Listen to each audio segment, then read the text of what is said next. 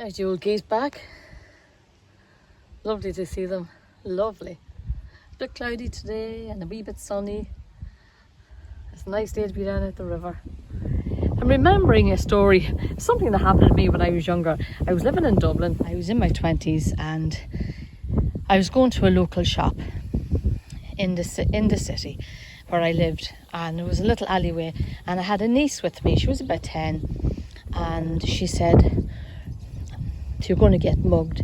Somebody's going to steal your handbag." And I said, "Oh no, nobody would do that here in this residential area." And what I didn't realise was there was a car coming up. It was like a little one-way alleyway, and a car coming up, and a fella had jumped out of the car and he grabbed my bag that I'd only bought that morning, and I was quite put out over that, I can tell you. So anyway, he grabbed my bag and ran off, and then stopped and stood looking at me, and I was very mad, and I was a bit confused as to why he stopped. But I ran after him and I hit him with the videos.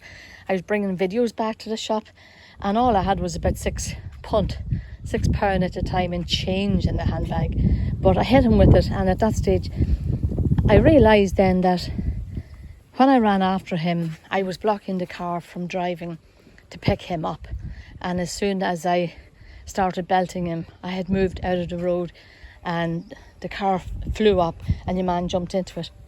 But I was very mad, so I got the number off by heart.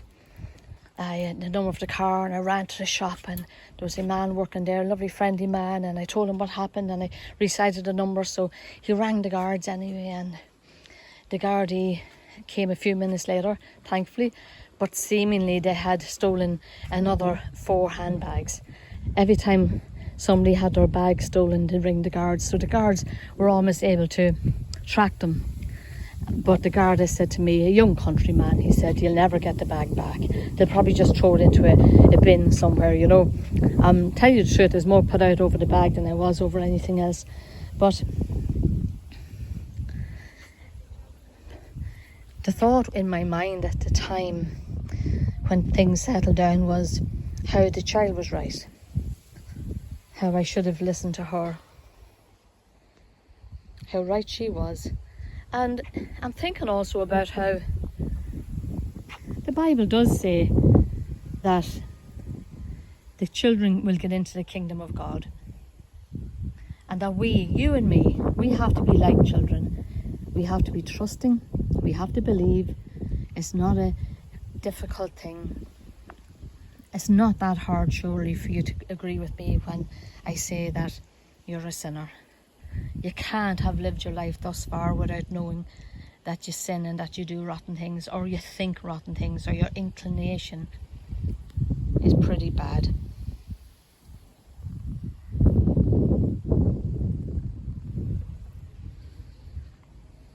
If you tell a child something, they'll listen to you. For the most part, they'll listen and they'll believe. And that's what Jesus is saying. "Bless the little children who come unto me, for theirs is the kingdom of heaven." And he said, you must be like a little child. You must accept the truth of who you are and who he is, and be saved. And I'm sorry that I didn't believe that little child. It would have been the small thing to check it, wouldn't it? It would have been the small thing to clutch my bag and to turn round, or even to run. Instead, I just dismissed her. And it would be a small thing for you to check to see if I'm right. You could even do what I did. All that I did was, I didn't go running to the Bible to find out if, how to get saved.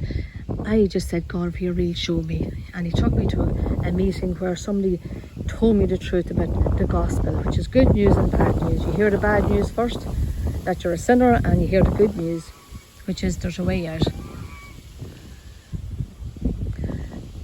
So I would suggest that you be like the child and you look into it and just see very clearly. Pray to God, say, "God, is what this woman is saying true?